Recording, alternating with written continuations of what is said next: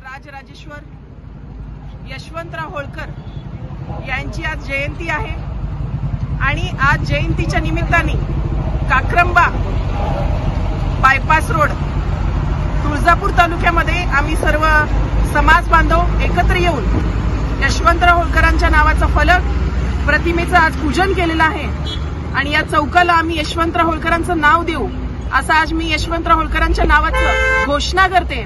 आणि तुळजापूर तालुका आई तुळजाभवानीच्या आशीर्वादाने ओळखला जातो।